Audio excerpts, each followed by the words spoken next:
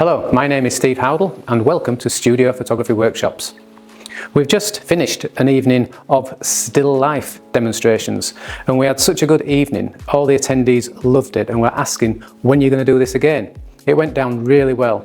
So we thought before we actually strip the studio back down to a working environment, we'll run through the sets that we created for this event. Everything from what kind of style it could be, from contemporary to vintage.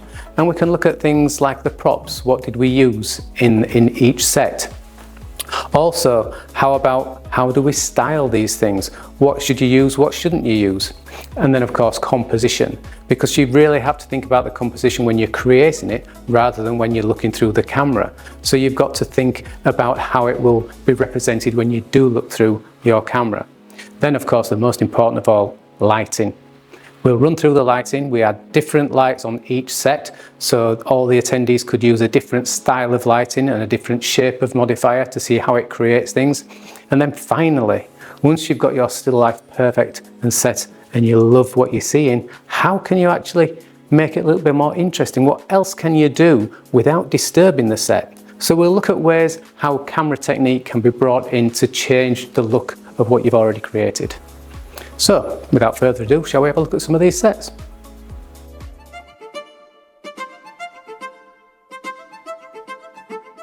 Here we have one of our first sets.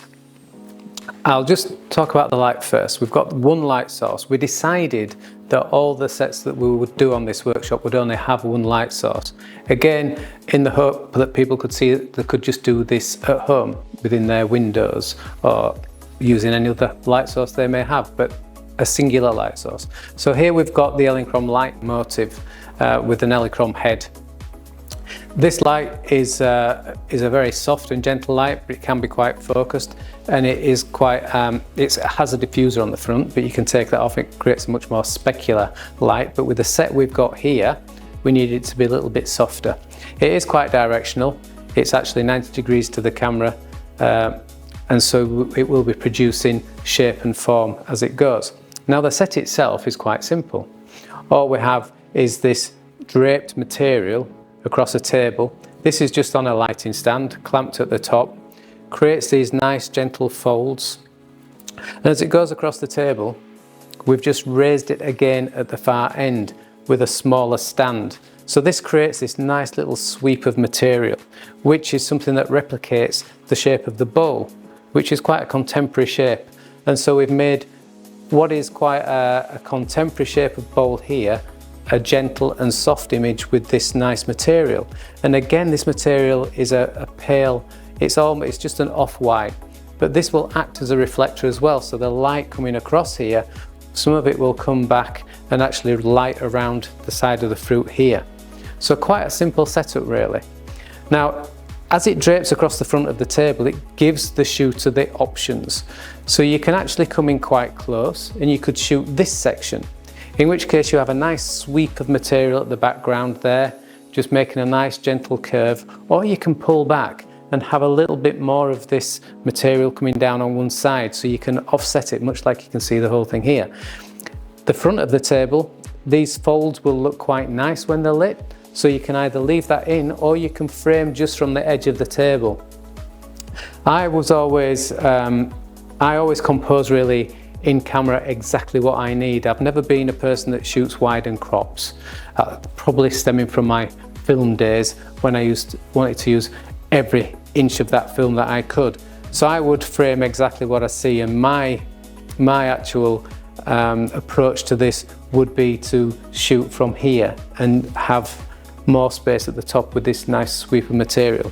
Now, depending on what aperture you use, this can be dropped out of focus a little bit, so it goes even softer and you concentrate on the fruit. You will see that we've just used one colour of fruit, and with this it's just simple two colours going on really, and you focus right on the subject. But this sweep here plays the important part of engaging you in the whole picture. It's not just about the fruit. This sets the scene. Your eye gently swings around the image and rests finally again on here to see what's actually going on. So the whole thing comes together quite nice, and it's quite a high key looking picture.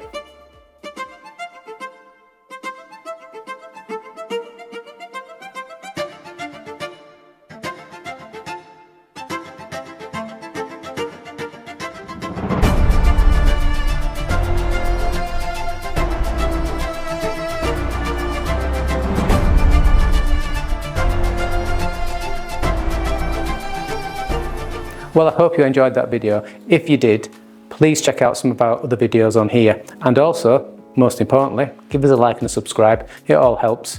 And also, why don't you check out studiophotographyworkshops.co.uk? You might find something you like.